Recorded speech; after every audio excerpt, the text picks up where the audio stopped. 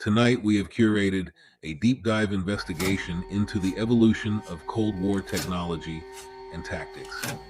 Over the next hour and a half, we are analyzing the transition from macroscopic human intelligence networks to the classified aerospace and communication programs that defined the mid-century arms race.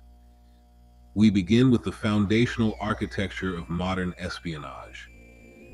From there, we open a dedicated critical case file from the intelligence archives, detailing the security breaches that compromised the Manhattan Project. Then we examine the technical failure of the U-2 high-altitude surveillance program, before concluding with one of the most ambitious and controversial global communication experiments ever attempted, Project West Ford. This is a chronological look at the hidden infrastructure of the 20th century. Stay awake with us. This is the history of the Cold War Shadow Files.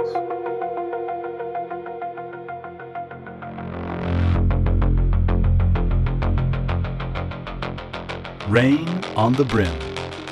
Cold through the leather. Someone is watching. Don't look up. Don't look up. Most people assume the spy game started with the Cold War. Two superpowers, two ideologies, two fingers hovering over the button, while the whole world held its breath and tried to look casual about it.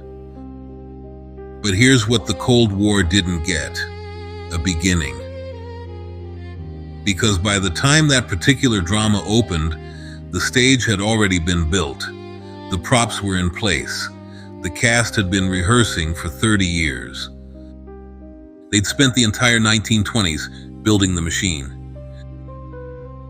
In this story, you are stepping into the decade that turned shadow work from a wartime improvisation into a permanent global profession. The decade that invented modern espionage. And like all great origin stories, almost nobody saw it coming. Before the Great War, espionage was largely a gentleman's game. Courier networks, human sources, the occasional borrowed letter, and a borrowed identity to go with it.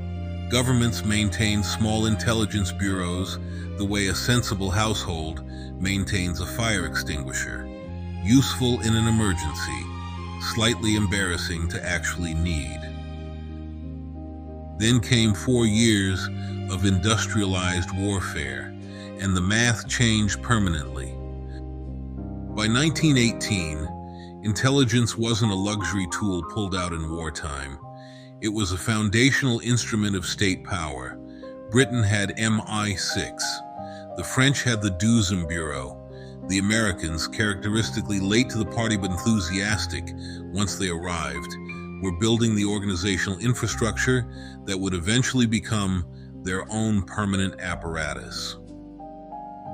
These weren't wartime emergency measures being wound down. They were permanent institutions being professionalized. And professionalization in espionage, as in any other field, means one thing above everything else. It means developing a methodology. The 1920s intelligence services began codifying what they'd learned under fire. How to build a cover identity that would survive scrutiny. Not just a false name, but a legend, a complete documented life. How to communicate securely with agents in the field. How to move information from one hand to another without either hand being seen. How to recruit assets inside hostile organizations without the hostile organization noticing it was being hollowed out from within. They called this body of practice tradecraft. It's still called that today. The men who developed it in the 1920s were not romantic figures. They were largely careful bureaucrats with a talent for structured deception. They had filing systems. They had meeting protocols. They had procedures for what to do if an agent went silent, and procedures for what to do if an agent went loud.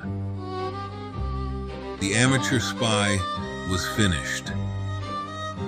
What replaced him wore a better suit and kept far better records. The briefcase. Don't let go of the briefcase. The passport is in the left pocket. It should be in the left pocket. It's there. It's there. Nobody is watching you. Nobody is watching you. No one embodied the new professional era and its contradictions quite like Sidney Riley. Born Georgi Rosenblum in Odessa, reinvented as Sidney George Riley in London, employed by British intelligence and trusted by almost no one who actually knew him well. He was, depending on which account you read, either the greatest spy of his generation or a spectacular self-promoter who happened to be genuinely dangerous. Possibly both. The record is somewhat muddied by the fact that Riley spent considerable energy muddying it himself. By the early 1920s, Riley was running operations against the young Soviet state with a boldness that, in retrospect, looks less like tradecraft and more like theater. He wasn't simply gathering intelligence. He was attempting, with MI6 support and a great deal of personal ambition, to destabilize and ultimately topple the Bolshevik government. He recruited anti-Bolshevik networks inside Russia. He moved money through cutouts and intermediaries. He operated under multiple identities simultaneously, keeping his legend straight with the practiced ease of a man who had been doing it for 20 years. His tools were the tools of the new age. A false passport, in Riley's case several, was the foundation of everything. Without a believable identity, an agent operating in hostile territory was simply a foreign national waiting to be arrested. With a properly constructed legend, employment history, personal correspondence, the right stamps in the right order, you were effectively invisible. An entire manufactured life carried in a coat pocket. For communication, Riley and his contemporaries relied on methods that were simultaneously ancient and newly refined. Invisible ink, chemical formulations that dried undetectable on the page and required a specific reagent to reveal, allowed agents to write ordinary correspondence with a second message buried beneath the surface. A letter about business matters in Warsaw could carry targeting intelligence for London. The cipher pad handled what the invisible ink couldn't. When the content was too sensitive for even that level of concealment, one-time encryption keys were used. A pad of random number columns, each page used once and immediately destroyed. Mathematically unbreakable, as long as the pad itself stayed secure. Riley understood something that the more cautious professionals around him sometimes forgot. In this business, the most dangerous vulnerability was never the gadget. It was the story. If the story held, the tools were invisible. If the story broke, nothing else mattered. He was right. He was also, eventually, the proof of it. The Soviets were not passive observers of Riley's operations. The newly formed OGPU, the Soviet secret police, successor to the feared Cheka, had been studying Western intelligence methods with the attentiveness of students who know the exam is going to be brutal. And they had noticed something important. Western agencies had a weakness, not a technical weakness, not a procedural one, something more fundamental. They wanted to believe. They wanted to believe that resistance to Bolshevism was real, organized, and substantial. They wanted to believe that the Soviet state was fragile, internally fractured, on the verge of collapse. This wasn't stupidity. It was a reasonable working assumption given what they knew, but it was an assumption. And assumptions in intelligence work are doors left unlocked. The OGPU walked straight through. Operation Trust, launched in 1921, was a fabrication of almost architectural ambition. The Soviets created, from the ground up, an entirely fictional anti-Bolshevik resistance organization. They called it the Monarchist Union of Central Russia. They gave it structure, membership, internal communications, safe houses, and a compelling story about its plans and capabilities. And then, they quietly let Western intelligence services discover it. Platform's clear. Keep walking. Gray coat, 12 o'clock. Don't make eye contact. Something's in my hand. Paper. Folded. I'm already inside. For 5 years, the operation ran. Western intelligence agencies poured resources into what they believed was a genuine underground network. Money flowed in. Real agents were sent in. Russian émigrés who had fled the revolution were persuaded to return home and join the fight. Every single one of them was walking into Soviet hands.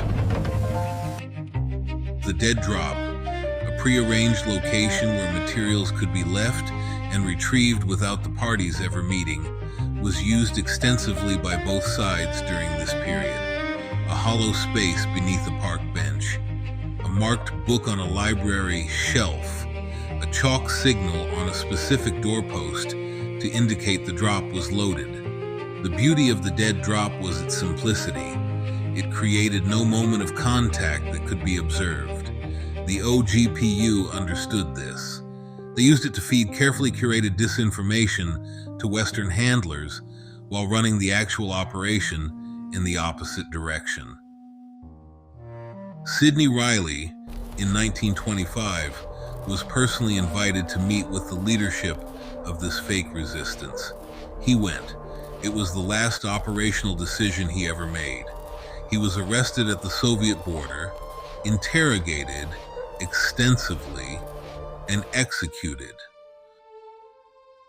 Operation Trust established something that no amount of technical sophistication could counter. You cannot build a gadget that detects a lie told by the organization you are depending on to tell you the truth. The Cold War's most sophisticated deception operations, the double agents, the turn networks, the elaborate disinformation campaigns, all trace a direct line back to a fake resistance movement that a man in Moscow built at a desk in 1921 and watched run itself for 5 years. They didn't just defeat their enemies, they became them. Agents were pressing forged passports against steamship gangplanks and leaving chalk marks on London doorposts. Something was happening in the electromagnetic spectrum above their heads. For the first time in history, a nation could steal secrets without sending a single human being into a room. No agent to recruit, no legend to construct, no dead drop to maintain. Just a tall antenna, a trained operator, and an encrypted Morse signal drifting across the Atlantic like smoke. This was the birth of signals intelligence, what the professionals would eventually call SIGINT, and the 1920s were its critical formative period. Britain's Government Code and Cipher School, established in 1919, was by the early 1920s quietly intercepting and reading Soviet diplomatic traffic. This wasn't glamorous work. It was patient, meticulous, technically demanding labor performed by mathematicians and linguists in unremarkable offices. There were no gunfights, there were no dead drops. There were just messages, hundreds of them, arriving in encrypted form and departing eventually in plain English, carrying Soviet intentions and Soviet plans and Soviet secrets directly to British intelligence desks. It was working brilliantly. And then the British government destroyed it in an afternoon.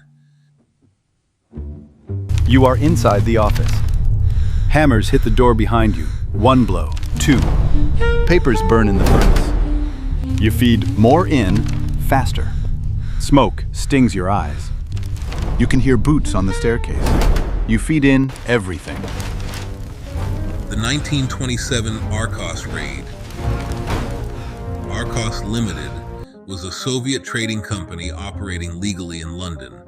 British intelligence had reason to believe it was also operating as a cover for espionage, which, to be fair to British intelligence, it absolutely was.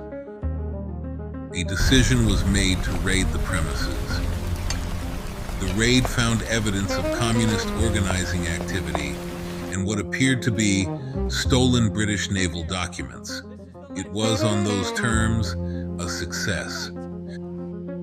The problem was, what happened next? When Parliament demanded justification for the raid, a raid on a legally operating foreign business in London with sledgehammers, the government had to explain how it knew what it knew, which meant revealing, in parliamentary debate, that Britain had been systematically reading Soviet encrypted telegrams.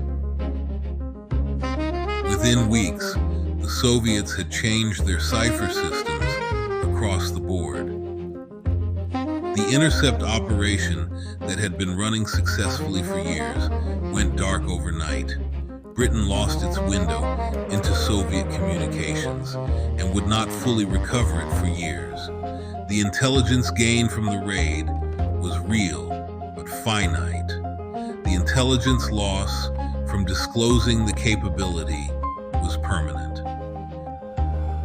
The lesson written into every intelligence manual that followed was blunt. Knowing the secret is only half the equation. Making sure your enemy never knows you were listening is the other half, and it's the half that keeps the lights on. It is a lesson that still gets relearned, at great cost, on a roughly generational schedule. By the late 1920s, the Shadow War had relocated to somewhere nobody had quite planned for. The economic boom of the decade had produced a problem, where, depending on your perspective and opportunity, corporate secrets had become worth as much as military ones. In some cases, more. Germany's chemical giant IG Farben had developed proprietary formulas for synthetic rubber and high-octane aviation fuel that represented strategic advantages of the First Order. The nation that possessed those formulas and the industrial capacity to use them would enter the next conflict, if there was a next conflict, at a significant advantage. Western intelligence services wanted those formulas. They sent people to get them. The toolkit crossed over without modification. The same pocket camera, small enough to disappear in a breast pocket, fast enough to shoot a technical drawing in seconds, that an agent used to photograph a foreign ministry document worked equally well on a factory floor. The false identity, developed for political operations, translated seamlessly into industrial cover. A planted agent in a German chemical plant wasn't a spy in the traditional sense. He was, on paper, a junior process engineer from Dusseldorf with impeccable references. The references were forged. The technical knowledge was real, because the operation required actual engineers who could identify what they were looking at. Corridor's empty. Stay close to the wall. Find the document. Photograph it. Walk out. Simple. Just simple. This was a significant evolution in tradecraft. Earlier espionage had largely been about access, getting close enough to hear or see what you needed. Industrial espionage required not just access, but comprehension. You couldn't photograph a chemical formula if you didn't know which formula was valuable. You couldn't steal a blueprint if you couldn't read one. Intelligence work had always required intellectual capability. It now required specific technical expertise. The implications for the following decades were considerable. The atomic secrets that would be stolen in the 1940s traveled along methods developed here. The miniature camera, the dead drop, the technical agent with a real-world cover. Los Alamos didn't invent the problem. It inherited it. The photograph in the passport. I don't remember his face anymore. Was it ever mine? Put it down. Put it down and walk out. The light's behind me now. Just the dark ahead. When the Cold War arrived, it arrived with infrastructure already in place. Professional intelligence services, tradecraft manuals, signals interception networks already running, industrial espionage operations that had already identified the template. The false passport, the dead drop, the trap disguised as an alliance, the reality manufactured by your enemy and handed to you as intelligence. None of it was invented in 1947.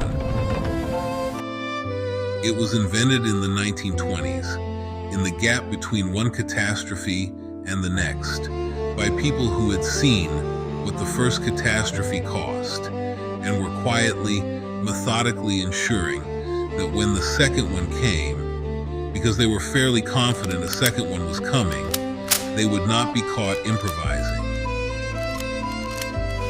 They were not romantics. They were not, for the most part, the dashing figures the popular imagination tends to produce. They were patient professionals, building permanent institutions in what everyone else had agreed to call peacetime. The Cold War didn't teach the world how to spy. It just turned up the volume on a system that had been humming along in the dark for 30 years. Some things, it turns out, don't need a war to keep running. They just need the night.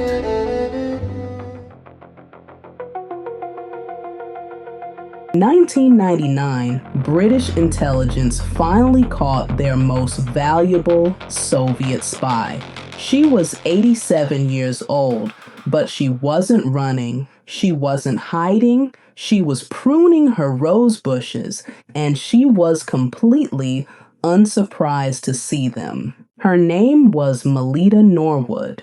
She wasn't a physicist. She wasn't a military officer or a diplomat or a man in a trench coat. She was a secretary at a technical research body so unglamorous it has never once appeared in any spy novel.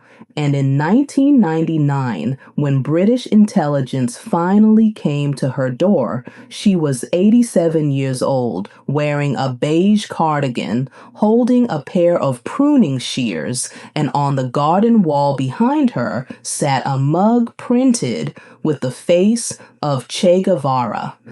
In a few minutes, she would walk to the end of her driveway, read a prepared statement to the assembled press of the United Kingdom, confirm that, yes, for nearly 4 decades, she had passed classified British nuclear secrets to the Soviet Union, and then go back inside and make a cup of tea. She did not apologize, but we're getting ahead of ourselves. To understand how a secretary from Southeast London became the Soviet Union's most valuable asset in the West, you have to go back to a kitchen table, back to a handbag, back to London in 1937 when the world was tilting toward catastrophe. and one 25-year-old woman decided she knew exactly which side she was on. Picture London in 1937. You're standing in a city that has been watching Europe for a decade and doesn't like what it sees. The Spanish Civil War is 7 months old. Hitler has remilitarized the Rhineland without consequence. Mussolini and Franco are exchanging telegrams about the future shape of the continent.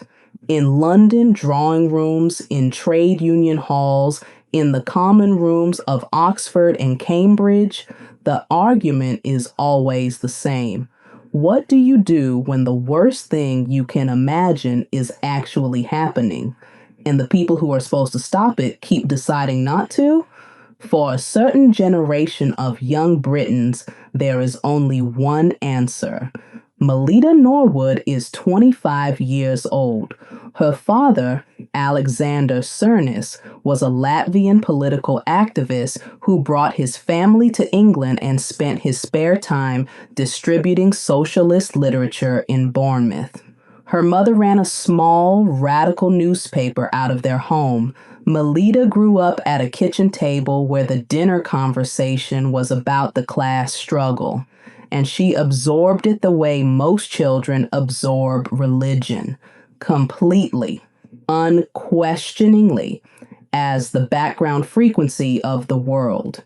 She is not naive. She is a true believer. There's a difference. She works as a secretary at the British Non-Ferrous Metals Research Association, the BNFMRA, a technical research body so spectacularly unglamorous that it has never once appeared in any spy novel. It processes data on copper alloys and tin production and the metallurgical properties of industrial materials. No one who is anyone works there, which is, of course, exactly why it matters. Everything about the BNFMRA was designed to make it invisible to threats. The problem is that worked both ways. In 1937, a Soviet handler makes contact. The NKVD, Stalin's intelligence service, predecessor to the KGB, has been running an aggressive recruitment operation in Britain for years. They are looking for specific things: access, patience, an ideological conviction deep enough to survive the long, cold stretches between moments of usefulness. Melita Norwood has all three. She is given a code name. They call her Agent Hola. For the next 4 years, nothing dramatic happens. She files documents. She answers correspondence. She is, by every measure, the kind of employee who receives a thank you card at Christmas and is briefly mentioned at leaving parties. But here's where the story stops being about ideology and starts being about physics. In the summer of 1941, a report lands on Winston Churchill's desk. It's called the Maud Report, written by a committee of British physicists, and it concludes that an atomic bomb is not only theoretically possible, but practically achievable within 2 to 3 years. And Churchill reads it and funds it. Britain's atomic program gets a cover name, Tube Alloys, and a home. Much of the administrative and materials research work flows through the BNFMRA, which means it flows across Melita Norwood's desk.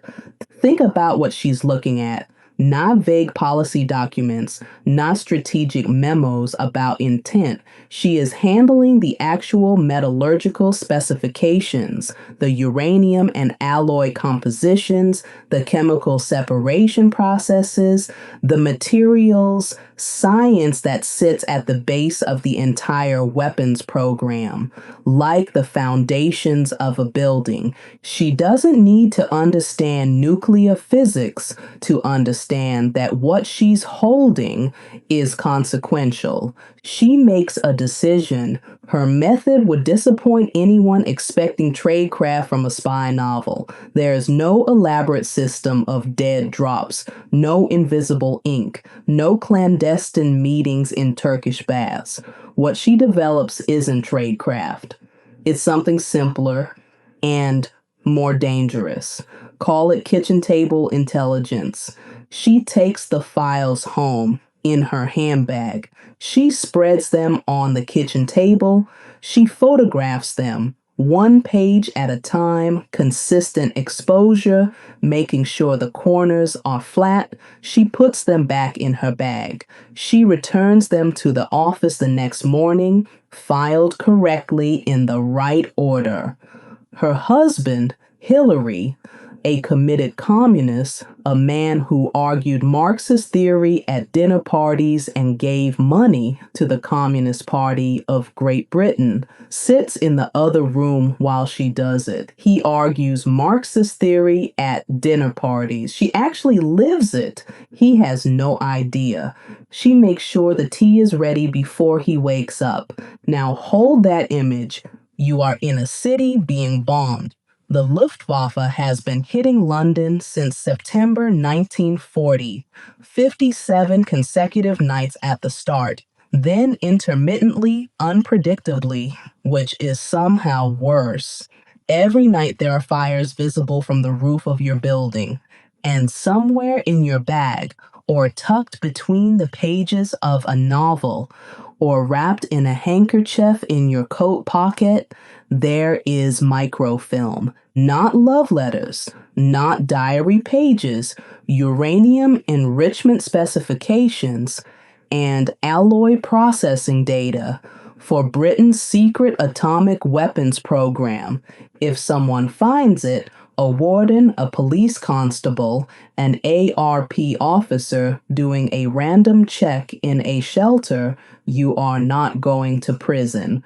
You are going to be shot. She carries it anyway. She does this intermittently for years. What she actually passes is not symbolic. It is structural.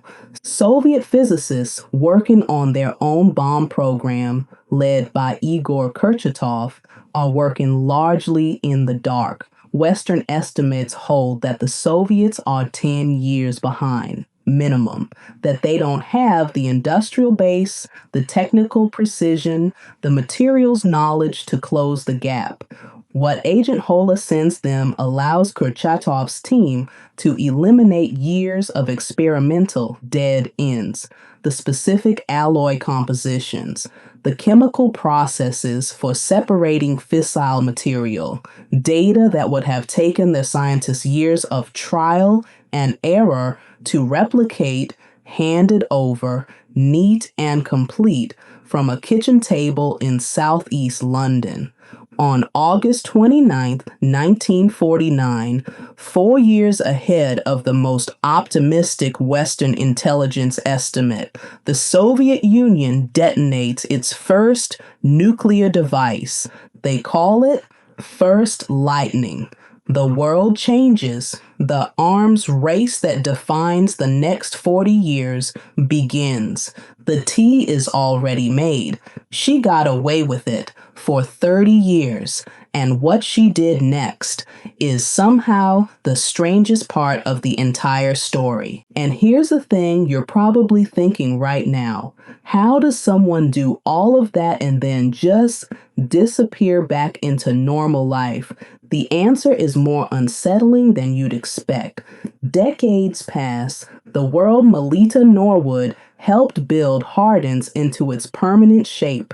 The Berlin Wall goes up. The Cuban Missile Crisis comes and goes. 13 days of nuclear brinkmanship that the two superpowers survive mostly by luck.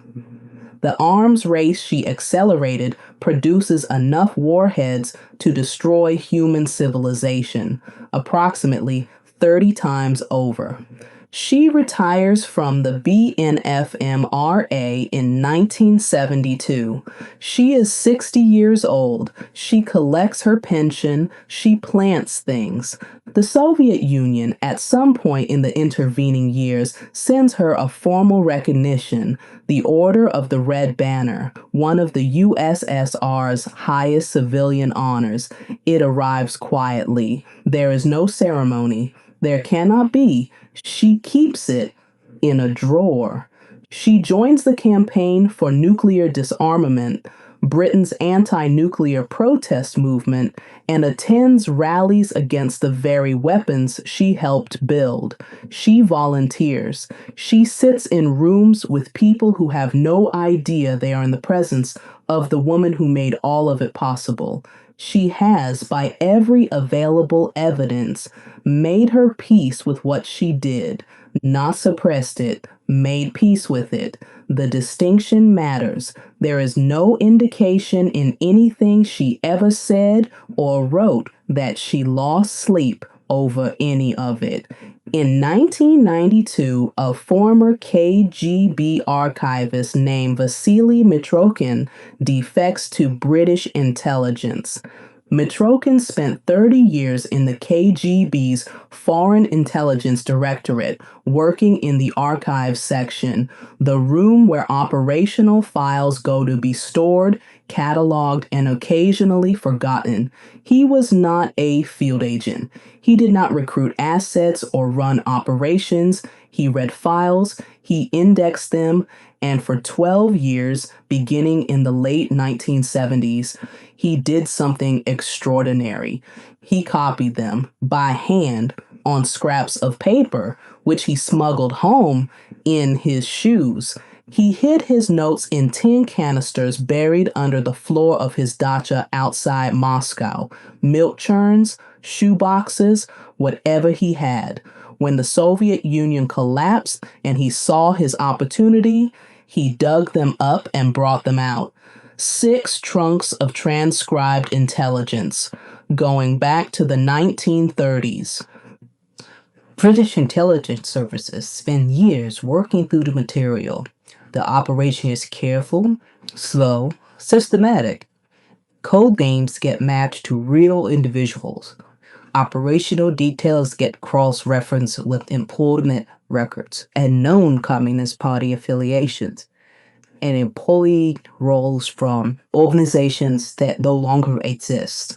The code name HOLA surfaces: female, long-term access, materials research, British Atomic Program. The list of women who work at the BNFMRA during the relevant period is not long. They cross-reference against known communist sympathizers, against women with the right access, the right ideological background, the right years of service. The list gets shorter and shorter.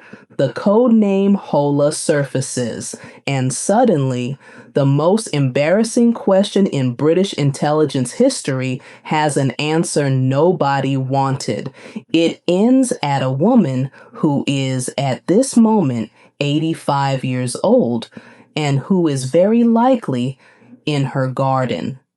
You spent years doing this. You sat across from people who confessed because they were scared, and people who confessed because they were relieved, and people who spent the first 3 hours denying everything before something in them gave way. You've learned to read the room. The door opens. She looks at you. She is 87. She is wearing a cardigan. She has, based on the state of her hands, just come in from the garden. She is not afraid. There is no dramatic moment. She does not crumble. She does not reach for the telephone or ask for a solicitor or do any of the things that training tells you people do when the thing they have been dreading for 40 years finally arrives. Because she hasn't been dreading it. That's the thing you realize standing in her doorway. She simply decided a very long time ago that she was right, and she never changed her mind. She confirms the material facts. She doesn't dispute them.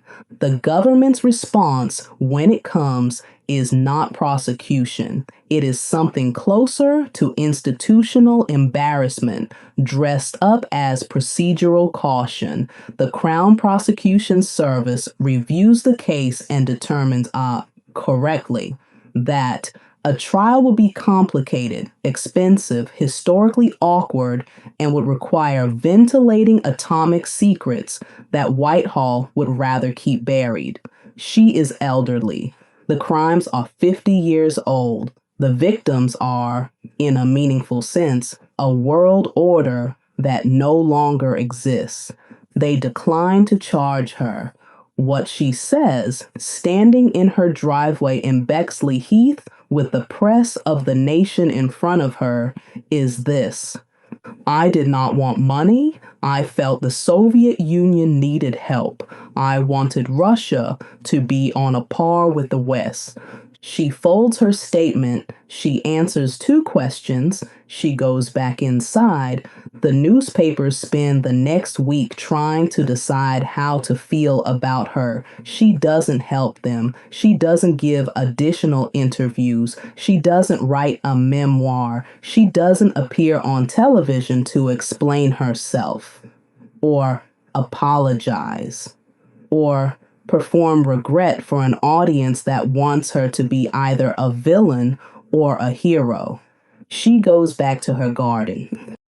She lives to be 93 years old. She dies in June 2005 in the same house, on the same street, never having moved. She does not express regret, not in any interview, not in any letter, not in anything that survives her. There are people who spent their lives in the intelligence services, people who dedicated careers to hunting exactly her kind of agent, who find this infuriating to the point of speechlessness.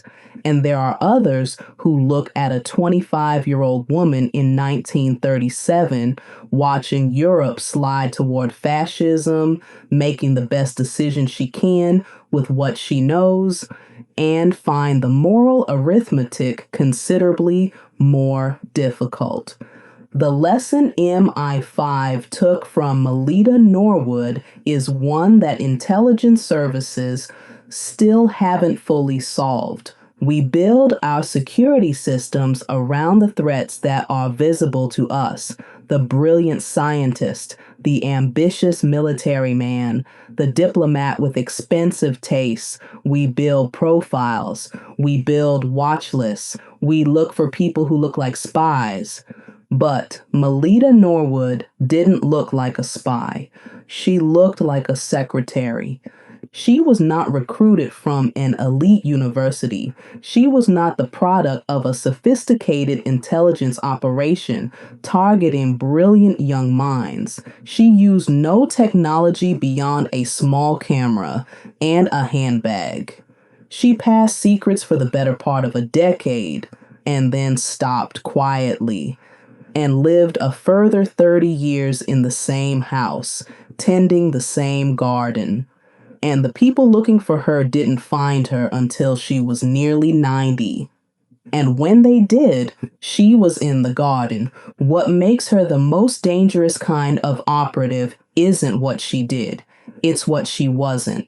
She wasn't exceptional. She wasn't glamorous. She wasn't visible. She filed the papers. She made the tea. She was beneath consideration. She was nobody. She was the one who changed the world.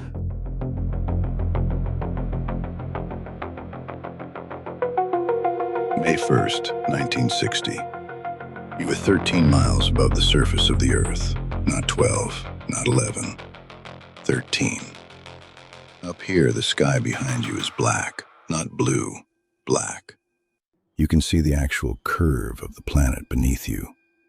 You can see where the atmosphere ends and space begins. and it is closer than you ever imagined. Your name is Francis Gary Powers. You are 30 years old. You are flying the most secret aircraft ever built, 900 miles inside Soviet airspace, and you have been doing this for 4 hours and 27 minutes without incident. You think you are untouchable. Then you hear it. A sound like the world cracking open. The wings vanish, the sky tilts, and in the span of 3 seconds, the Cold War, which has been running at a low, controlled simmer for 15 years, is about to boil over. This is the story of the day the United States got caught in the biggest lie it ever told. And the man who fell out of the sky to prove it. To understand what happened on May 1st, 1960, you have to understand what Francis Gary Powers was flying. The U-2 is not a normal aircraft. It is not built for speed. It is not built for combat. It is built for one thing only: altitude, to fly so high that no missile, no fighter jet, and no earthly consequence can reach it. Kelly Johnson, the Lockheed engineer who designed it, called it the most difficult airplane in the world to fly.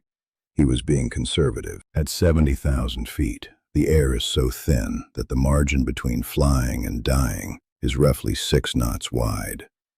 6 knots. That is about 7 miles per hour, the speed difference between a brisk jog and a slow run. Pilots call it the coffin corner. Too slow. The wings lose lift and the aircraft drops like a javelin. Too fast. The shock waves build up and the airframe tears itself apart. 6 knots of sky between one death and another. You fly in between. For hours. Alone. In a pressure suit so rigid it takes ground crew 15 minutes to help you into it. Now, why is this plane here at all? Because in 1957, the Soviet Union launched Sputnik, and the men around Eisenhower began using a phrase that terrified him: nuclear Pearl Harbor. A first strike, ICBMs launched before anyone in Washington even knows they're coming. The United States would cease to exist between breakfast and lunch.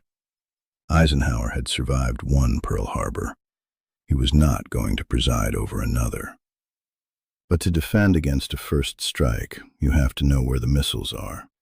And the Soviet Union is the largest country on the face of the earth, and it does not give tours. The CIA's answer is a camera called the Hicon B, 9 feet long, 450 pounds. It carries enough film, a spool 65 pounds by itself, to photograph a strip of Earth 9 miles wide and 3,000 miles long in a single pass. At altitude, it can resolve an object 8 inches across from 13 miles up. A newspaper headline, a missile fin, a man's face. They bolt it into the belly of the U-2 and call the program Aquatone. And for 4 years, it works perfectly. And here's the man they choose to fly it. Francis Gary Powers grew up in Bude, Virginia, a coal country town in the southwestern corner of the state. The kind of place where your options are the mine, the army, or leaving. His father was a cobbler. Powers chose leaving. He got a degree in physics from Milligan College, flew F-84 Thunderjets for the Air Force, and in 1956 was quietly approached by a recruiter from an organization that did not announce itself by name. The pay was $2,500 a month, about 4 times his Air Force salary. He said yes. He wanted to buy a house for his wife. That's it. That is the whole calculation. The man at the center of the worst intelligence disaster of the Cold War signed on for a house in Virginia. Inside the agency, pilots like Powers aren't called spies. They're called drivers. Their job is to sit in a cockpit barely wide enough for a human body, hold the aircraft in that 6-knot window for 7 hours at a stretch, and let the Hicon B do the work. But they don't go entirely unarmed. Not exactly. Each driver carries a silver dollar. Modified. Inside the coin is a needle, coated in saxitoxin, a paralytic agent derived from shellfish. The agency's medical staff calculated the dose themselves. It kills within seconds of entering the bloodstream. It is not called a suicide device in the briefings. It is called an option. If you are taken, if interrogation is imminent, if you believe what is coming is worse than this, you press the needle against your skin. The choice is made, quickly. Powers carries it in his breast pocket, on every flight, for 4 years. He has never once considered using it. May 1st, 1960. 5:56 in the morning, local time. Peshawar Air Station, Pakistan. The mission is called Grand Slam. It is the most ambitious overflight ever attempted. Not a quick border crossing, not a partial pass, but a complete transit of the Soviet Union. Pakistan to Norway, 4,700 miles. Powers will fly over the Aral Sea, over Sverdlovsk, where the Soviets are believed to be producing their SS-6 ICBMs, over Chelyabinsk, over Kirov, across the full width of a country that covers 11 time zones. In Washington, Eisenhower has approved this flight with visible reluctance. The Paris summit is 16 days away, the first serious superpower peace talks in years. He has told his aides he wants the overflights stopped before then. Grand Slam is the last one. After this, they stop. He signs the authorization anyway. Powers climbs through 40,000 feet, 50, 60. The sky darkens above him as he rises out of the atmosphere. At 70,000 feet, he levels off and sets his course northeast. For the next 4 hours, the mission is textbook. The Hycon B is running. The spool is turning. Below him, the Soviet military-industrial heartland scrolls past at 500 miles an hour, and none of it knows it is being photographed. He is a ghost. Except he is not a ghost. He never was. The Soviets have been tracking U-2 overflights since 1956. They plot every one. They file the coordinates. They watch the aircraft cross their territory and photograph their most sensitive installations. And they cannot do a thing about it. Because their MiG-19 interceptors top out at 55,000 feet. 15,000 feet below where Powers is flying. The Soviet Air Defense commander responsible for the Sverdlovsk region on May 1st is a general named Biryuzov. He has been embarrassed by these overflights for 4 years. He has scrambled jets that stalled and fell. He has fired missiles that detonated in empty air. He has written reports. He has been told the problem is being solved. Today, he has 14 SA-2 guideline missiles, radar-guided. Maximum effective ceiling, 72,000 feet. At 8:53 a.m. local time, the order is given. 14 SA-2s launch in sequence, leaving corkscrewing smoke trails that rise through thin air toward a target the crews cannot see with their eyes. What happens next is not a clean kill. The first missile detonates behind and below the U-2. Its proximity fuse catches a Soviet MiG-19 that has been scrambled as a visual spotter, killing its pilot, Sergei Safronov, who had no idea he was inside the missile's engagement envelope. His commanding officer will later say he was given no warning. He was not. A second SA-2 detonates close enough to Powers' aircraft to matter. Powers sees the flash in his rearview mirror first. Orange. Then the aircraft pitches up violently, past vertical, and the wings, those 70-foot wings, shear away. He is not in a plane anymore. He is in a seat, falling at 700 feet per second from 13 miles above the Ural Mountains. The ejection seat has explosive bolts that would sever his legs at this speed. He doesn't use it. He tries to reach the self-destruct switches instead. A red button and a green button that would detonate the camera charges and destroy the Hycon B before the Soviets could recover it. He cannot reach them. The G-forces have impressed flat against the instrument panel like a man being held underwater. He blows the canopy manually. The pressure differential sucks him half out before he can disconnect his oxygen hose. He is dragged through the opening, the hose still attached, the ground spinning 13 miles below.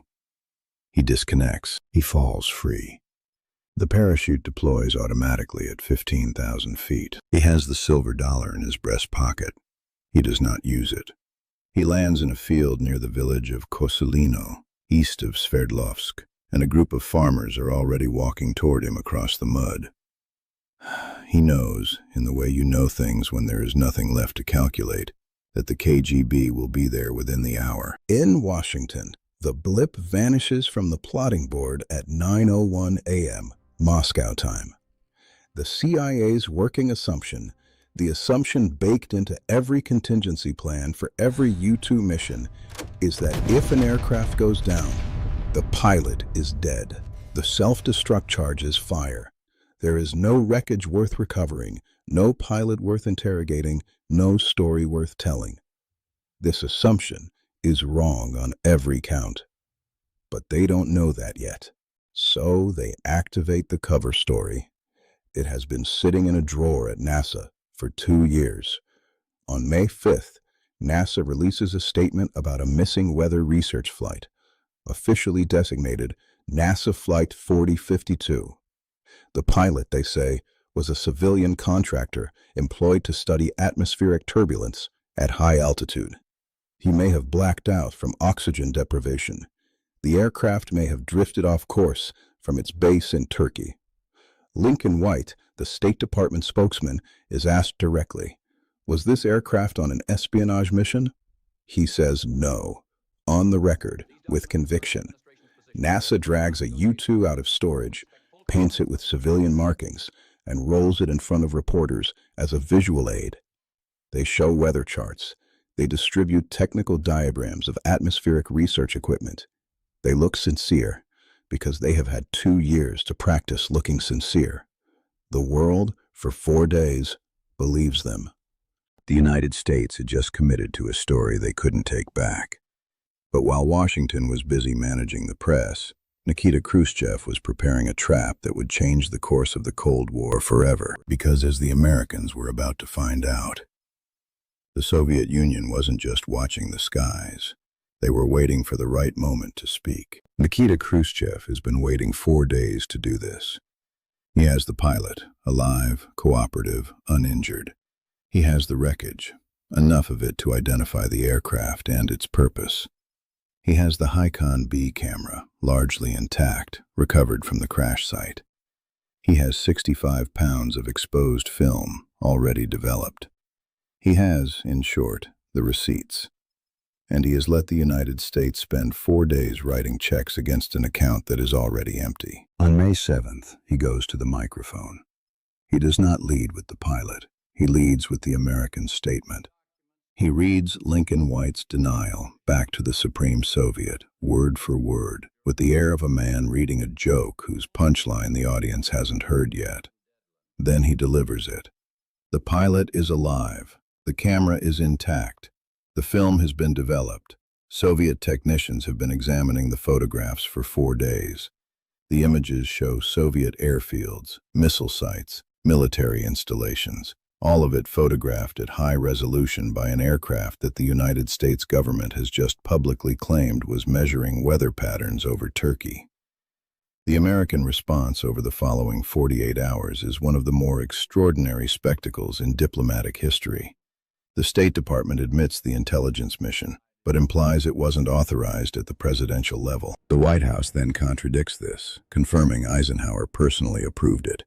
The State Department issues a correction. The White House issues a correction to the correction. Eisenhower eventually does something no sitting president had ever done. He stands in front of the press and confirms, on the record, that he ordered the operation. He accepts personal responsibility. It is a moment of real integrity inside a story that doesn't have many of them. It changes nothing. At the Paris summit, Khrushchev arrives with 3 demands: a formal American apology, a permanent halt to overflights, and punishment of the officials responsible. Eisenhower has already grounded the U-2s. He will not apologize. Khrushchev withdraws. He cancels Eisenhower's planned visit to Moscow. He suspends the entire negotiating framework that the 2 countries have been building for 2 years. 2 weeks later, a Soviet court sentences Francis Gary Powers to 10 years. The trial lasts 3 days. It is not a trial in any functional sense. The verdict was decided before the first witness was called. What it is, what Khrushchev intends it to be, is a demonstration, a live broadcast to the world, with the American pilot as the primary exhibit. Powers understands this. He does not fight it. He answers questions directly, admits what he cannot credibly deny, and declines to volunteer anything beyond what's asked. He testifies that he was following orders. He says he regrets the incident. Is Soviet defense attorney, appointed by the state, not chosen by Powers, delivers a closing argument requesting leniency on grounds that Powers is merely a tool of American imperialism, not its architect. The court sentences him to 3 years imprisonment, to be followed by 7 years of hard labor. Lubyanka prison sits on the square that bears its name, 7 minutes from the Kremlin. For a century, it has been the address most feared in the Soviet Union. The KGB's headquarters and detention center, one building. The Soviets treat Powers with calculated decency. They give him books, a small television, adequate food. They are not torturing him. They are managing him, keeping him cooperative, keeping him stable, keeping him from becoming a problem. He will later write that he thought about the silver dollar constantly in those months, not with regret that he hadn't used it, with something harder to name. The fact that the option existed, that someone had designed a coin that could kill him, calculated the dose, and put it in his pocket before he ever climbed into the cockpit, told him everything about what the agency had thought his odds were from the beginning. While Powers sits in Lubyanka, a man named Emil Goldfuss is sitting in the federal penitentiary in Atlanta. Emil Goldfuss is not his real name. His real name is Rudolf Ivanovich Abel, and he is a colonel in the KGB who spent 9 years living in Brooklyn under commercial cover. A photographer, an amateur painter, pleasant to his neighbors, unknown to his neighbors. He ran a Soviet intelligence network across the northeastern United States. He was arrested in 1957, tried for espionage, and convicted. His defense attorney was a Wall Street lawyer named James Donovan, who argued at sentencing that Abel should not receive the death penalty, not because he was innocent, but because a living Soviet intelligence officer might one day be worth something in an exchange. The judge sentenced Abel to 30 years instead of death. Donovan was right. It took 4 years, but he was right. In the winter of 1961, Donovan is back, not as Abel's attorney this time, but as a back-channel negotiator. His counterparts are East German intermediaries working on behalf of the Soviets. His objective is a 2-for-1. Powers and an American economics student named Frederick Pryor, arrested in East Berlin on unrelated charges in exchange for Abel. The Soviets agree. The details take months. February 10th, 1962, 6:15 in the morning, 22 degrees Fahrenheit. You are standing at the West German end of the Glienicke Bridge over the Havel River, a long, flat span connecting West Berlin to Potsdam, its midpoint the legal boundary between East and West. Fog on the water. You are standing at the West German end of the Glienicke Bridge, watching. Berlin, February. The gray that Berlin does better than anywhere. Pre-dawn. 2 groups are assembled at opposite ends. Americans at the west, Soviets at the east. The fog sits on the Havel in layers. You can see perhaps 30 meters of bridge before it disappears into gray. On a signal, 2 men begin to walk toward each other. Abel from the east, Powers from the west. They move at the pace of men who have learned not to rush things. They do not make eye contact. They do not speak. The protocol, agreed in advance, stipulates silence. They pass at the midpoint without breaking stride. Francis Gary Powers steps onto West German soil at 6:22 a.m. He has been gone 637 days. There are no parades. Powers is taken immediately to a debriefing facility. The sessions are professional and exhaustive, and the tone underneath them never quite warms up. Why didn't you use the saxitoxin needle? Why didn't you reach the self-destruct switches? What did you tell them? What did you volunteer? He answers everything. A review board convened by CIA Director John McCone eventually concludes that Powers conducted himself with courage and followed his orders properly throughout. The board's findings are classified. In March, Powers is called before the Senate Armed Services Committee. The hearing is public. Senator Richard Russell wants to know why he didn't destroy the aircraft. Senator Leverett Saltonstall asks about the poison pin. The implication hanging over the room, present the way smoke is present, never named, is that a braver man might have made different choices at 70,000 feet. Powers explains again that he could not reach the self-destruct switches, that he did not use the needle because he was not being tortured, and using it preemptively would have been, his word, murder. The senators nod and ask the same questions in slightly different order. He is not charged with anything. He is simply made to feel, in the institutional way that organizations have perfected, that he has failed a test he was never told he was taking. The CIA does not renew his contract. He writes a memoir, Operation Overflight, published in 1970. He is careful in it, measured, factual, and it is devastating anyway, because the facts are sufficiently strange on their own. He flies traffic reports for KNBC radio in Los Angeles, monitoring the 5 o'clock gridlock from a helicopter. If this seems like a long way from the edge of space, it is, and he knows it. On August 1st, 1977, Powers is flying a Bell 206 for KNBC when the aircraft runs low on fuel near Van Nuys Airport. He auto-rotates toward an open field, a procedure he has practiced hundreds of times. He clips a tree on the approach and the helicopter goes in hard. He's 47 years old. The investigation finds the fuel gauge had been malfunctioning. The aircraft's maintenance logs were inadequate. He survived 13 miles up. He survived an SA-2 detonating 30 feet from his aircraft. He survived Lubyanka and the Senate Armed Services Committee and being the most famous national embarrassment of 1960. He did not survive a broken fuel gauge over the San Fernando Valley. It takes 52 years. In 2012, the United States Air Force posthumously awards Francis Gary Powers the Silver Star. The citation states that he demonstrated exceptional loyalty and performed his duties in a professional manner throughout his capture, trial, and imprisonment. 52 years. His grandson accepts the medal.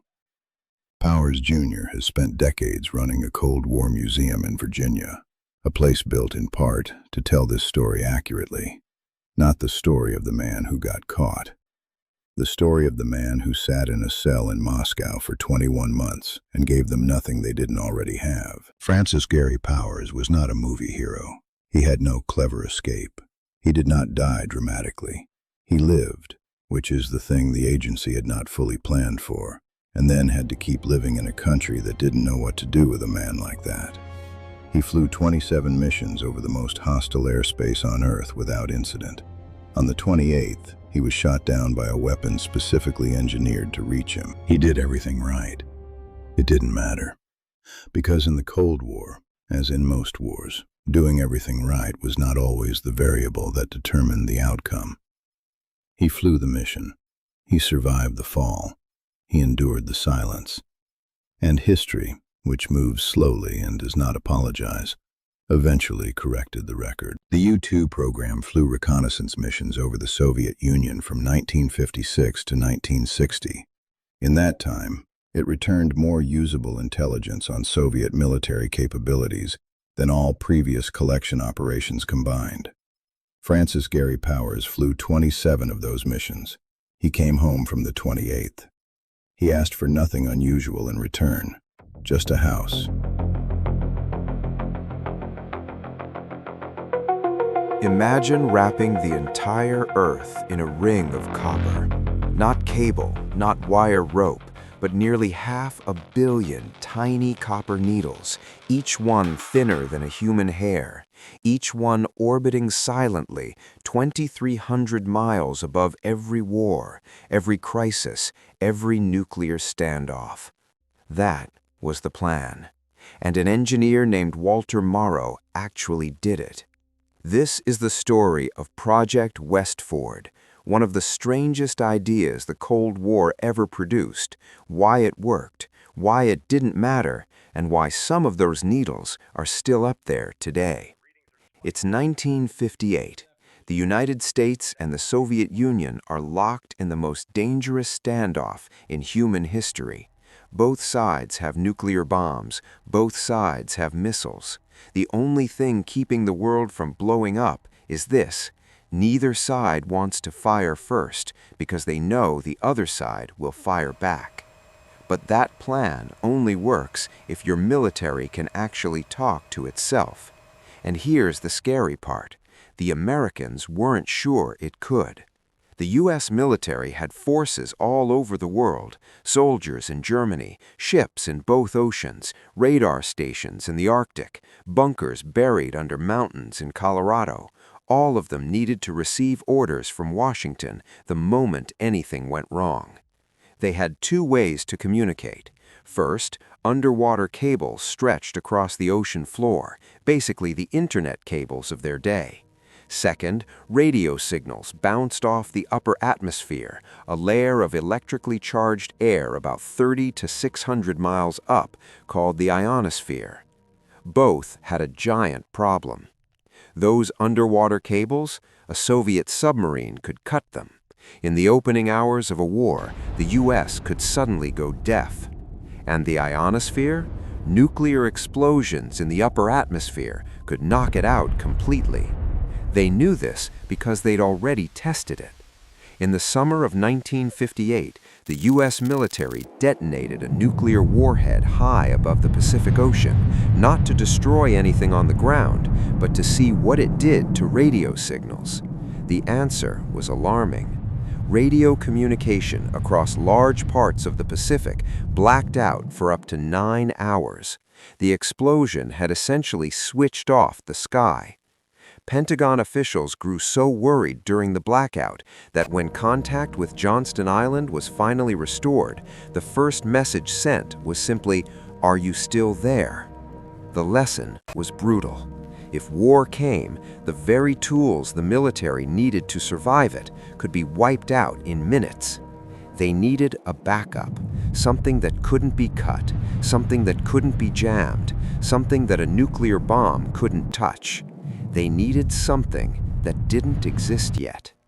Walter Morrow had spent 7 years obsessing over how radio signals bounce around the upper atmosphere. He joined the MIT Lincoln Laboratory in 1951 at age 23, right after finishing his master's degree in electrical engineering. He was the kind of engineer who mapped out every consequence before he ever picked up a pencil. His colleagues called him methodical, quiet, precise. As a kid, he'd built what he called hopeful perpetual motion machines, devices he knew were physically impossible, but building them taught him exactly where beautiful ideas collide with the real world. That gap would define his life's work. And here's something almost nobody knows about Walter Morrow. The year after he joined Lincoln Laboratory, 1952, he designed what was probably the world's first transistor flip-flop. If you've never heard of a transistor flip-flop, here's why it matters. It's one of the fundamental building blocks of every digital computer ever made. Every phone, every laptop, every server running the internet today traces part of its ancestry back to that kind of circuit. Morrow helped lay the groundwork for the digital age at age 24, and then went right back to staring at the ionosphere. Hold that thought, because the digital revolution he helped start is the same one that would eventually make his greatest achievement completely irrelevant. By October 1958, Morrow had an idea so enormous it almost sounds like a joke. If the natural ionosphere, the layer of atmosphere that reflected radio waves, could be destroyed by a nuclear bomb, why not build an artificial one that a bomb couldn't touch? His plan: launch a ring of copper needles into orbit around the Earth. Not a few needles, not a few thousand, 480 million individual copper needles, each cut to exactly the right length, each thinner than a strand of your hair. Together, they would form a belt around the planet, sitting quietly in space 2,300 miles up. Here's the physics as simply as possible. When you cut a piece of copper wire to exactly half the length of a radio wave, it becomes an antenna. It absorbs the radio signal and bounces it out in all directions. A thick enough cloud of those tiny antennas surrounding the entire Earth would bounce microwave radio signals from one side of the planet to the other. No electronics, no power source, no satellite to shoot down, just copper. He called it Project Needles. The numbers were staggering. 500 million pieces of copper, each about the size of a sewing needle, each weighing almost nothing.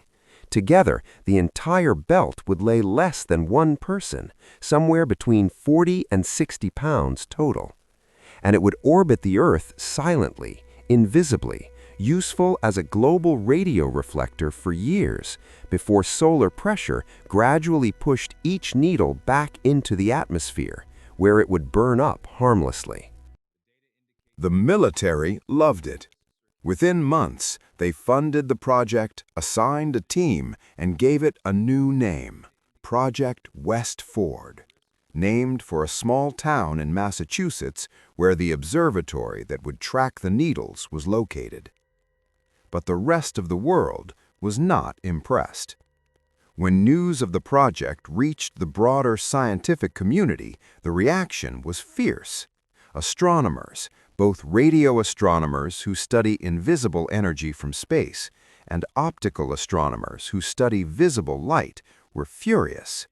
Their concern: 500 million copper antennas floating in orbit could interfere with their ability to see the universe. The International Astronomical Union formally opposed the project. Britain's most famous radio astronomer, Sir Bernard Lovell, who ran the world's largest steerable radio telescope, wrote letters of protest.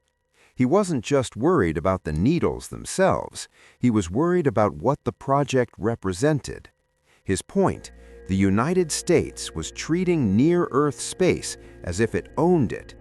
They were planning to fill a part of the sky that belonged to everyone without asking anyone. Fred Hoyle, a famous British scientist, called it a major intellectual crime. That phrase showed up in newspapers around the world. The Soviet newspaper Pravda ran the headline, "USA Dirty Space." This was propaganda. The Soviets had their own secret military space programs, but the headline landed because it voiced what many people were thinking. The controversy went all the way to the United Nations. The U.S. ambassador, Adlai Stevenson, had to stand before the General Assembly and explain why America had decided to place 480 million pieces of copper in orbit. His answer: the needles would naturally fall back to Earth on their own within a few years. The project was important for national security, and the U.S. had published its plans openly. These were all true statements, but they missed the point the world was actually making, which was, who gave you the right to do this in the first place? Inside Lincoln Laboratory, the protests were treated mostly as a PR problem to manage. The engineers had done the math. The interference would be minimal, the needles would deorbit, move on. But the engineers were thinking about physics. The world was asking a different question. Who owns space? Building the needles was its own kind of insane engineering challenge. Each needle had to be cut to within a fraction of a millimeter of exactly the right length. Get it even a millimeter wrong and it wouldn't work as an antenna. The team had to produce nearly 500 million of them this way. The needles were so thin and so light that air currents in the lab could move them. Static electricity would fuse hundreds of them together into tiny, tangled knots. They looked less like individual wires and more like tiny glints of light. The release mechanism was the trickiest part. You couldn't just dump 500 million needles into space all at once. You'd get one dense local cloud instead of a belt stretching around the Earth. The solution? Embed the needles in naphthalene. You might know naphthalene better as the stuff in old-school mothballs. In the vacuum of space, naphthalene skips its liquid phase entirely and goes straight from solid to gas, a process called sublimation. As it evaporated, it was supposed to release the needles slowly and evenly across the orbital arc. It worked perfectly in every test on the ground. On October 21, 1961, the first attempt launched from California aboard an Atlas rocket. But here's a detail the history books leave out. The needles didn't get their own rocket. They were strapped to the side of a classified missile detection satellite called Midas 4, part of a top-secret early warning program designed to detect Soviet missile launches from space. The needle experiment literally hitchhiked into orbit on top of one of America's most sensitive Cold War weapons programs. Even the launch was a secret inside a secret. It reached the right orbit. Ground controllers sent the command to activate the dispersion system. Nothing happened as planned. In actual space, the naphthalene didn't evaporate evenly the way it had in lab tests. Instead of releasing needles gradually, the mechanism produced 4 or 5 dense tangled masses of copper wire, each one estimated to contain hundreds of thousands of needles fused together, which then just floated there, doing nothing, reflecting nothing. 4 masses, each one roughly the size of a tennis ball or larger, packed with what may have been millions of needles that never separated. After years of engineering work, millions of dollars, and a diplomatic fight at the United Nations, 4 useless balls of copper wire in orbit. The team spent 2 years figuring out what went wrong. They redesigned the dispenser, added a spinning mechanism to help separate individual needles as the naphthalene evaporated, and ran more extensive ground tests. Meanwhile, those 4 tangled masses from the failed 1961 launch were still up there, orbiting. They are still up there today. On May 9, 1963, the second attempt launched. This time, the dispenser worked. The needles spread. Instruments picked up the signature of a cloud of copper forming in orbit. And then, the test that mattered. Engineers in California pointed a large dish antenna at the sky, right where the needle belt was passing overhead, and transmitted a signal at 8 gigahertz, the exact frequency the needles had been cut to resonate with.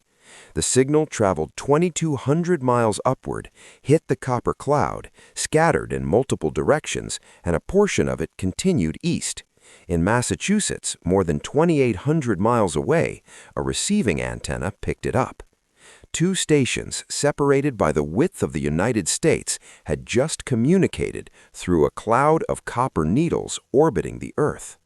Think about what that moment actually was.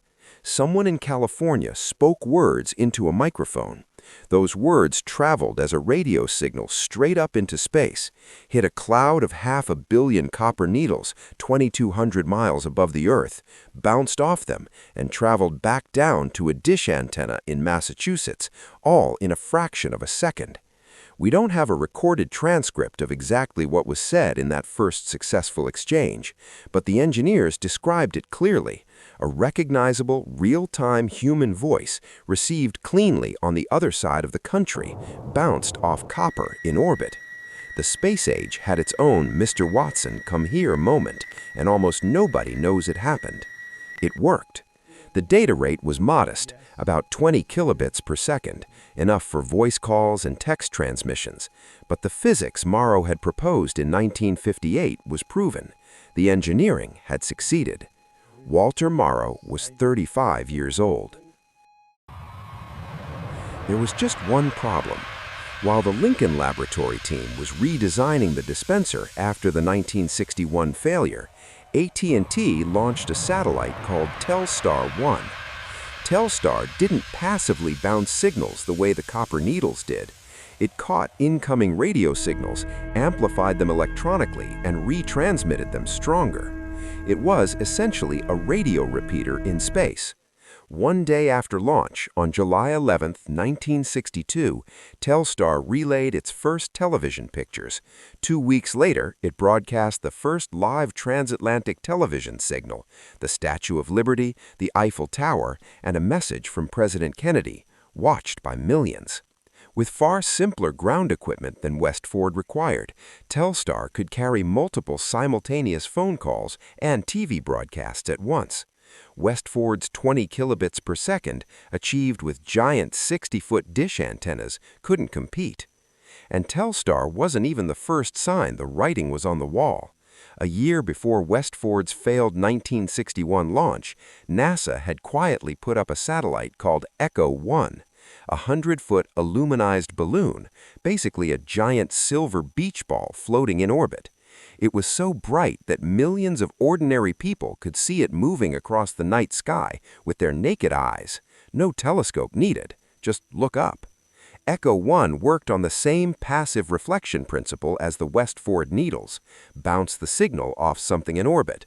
But it was completely public, completely peaceful, and anyone on Earth could watch it pass overhead.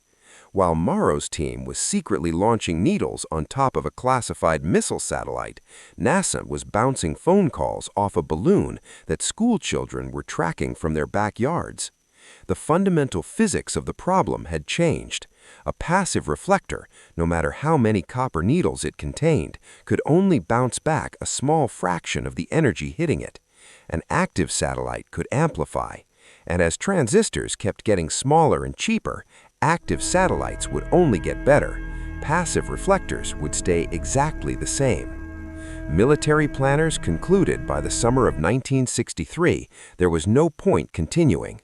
West Ford was canceled before the end of the year. Not because it failed, because it succeeded and proved itself immediately unnecessary.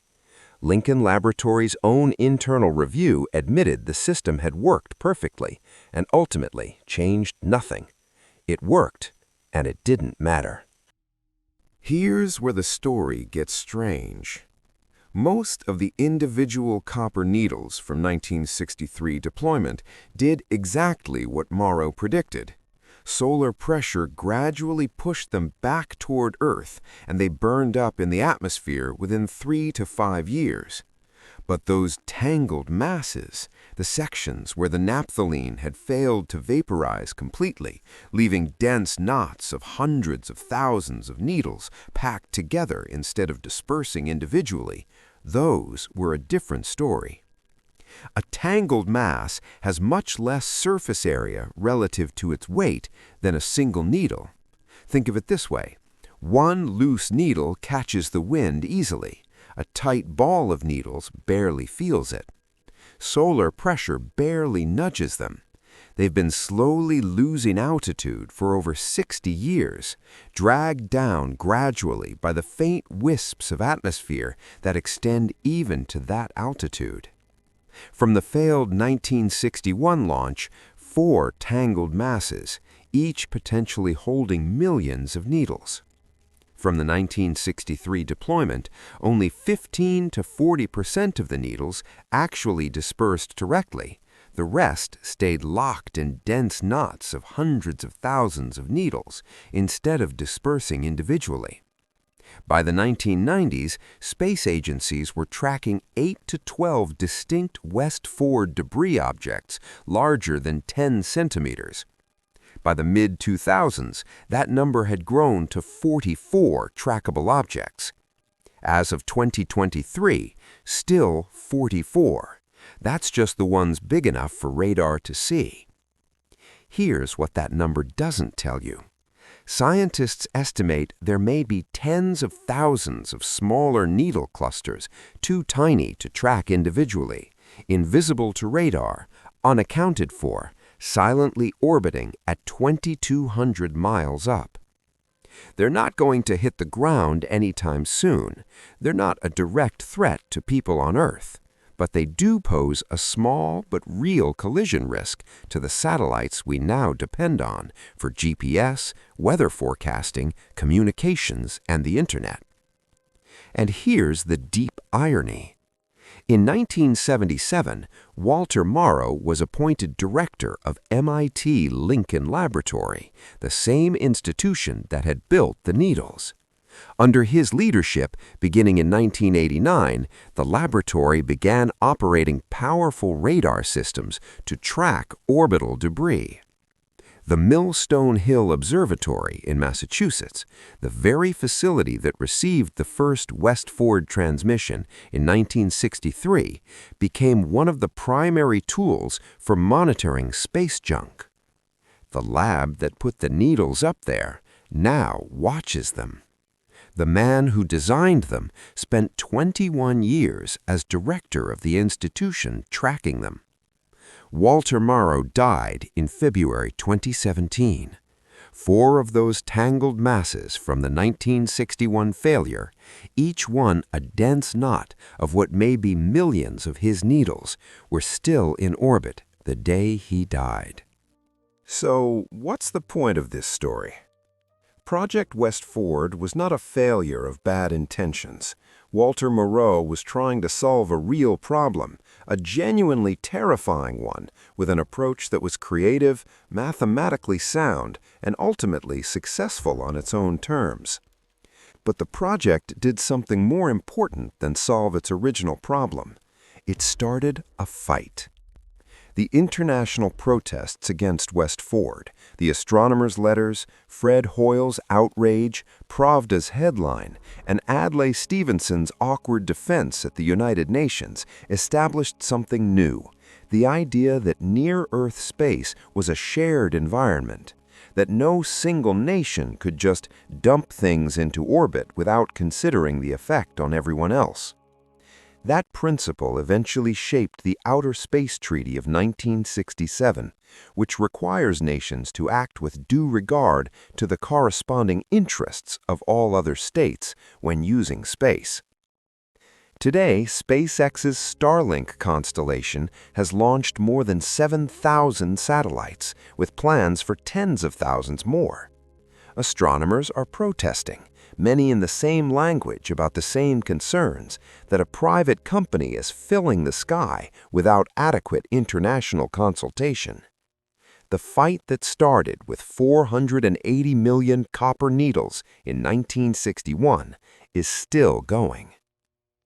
The 44 tracked objects are still orbiting, and behind them, tens of thousands of smaller needle clusters too tiny to see. Small and silent, each one a reminder of the gap between what an idea looks like on paper and what it leaves behind in the real world. The files are closed, and the shadows have receded.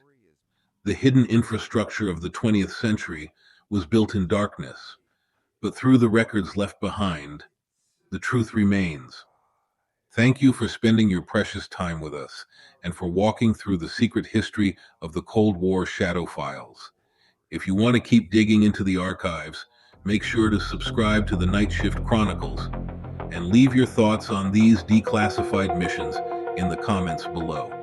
Until next time, stay awake, stay curious.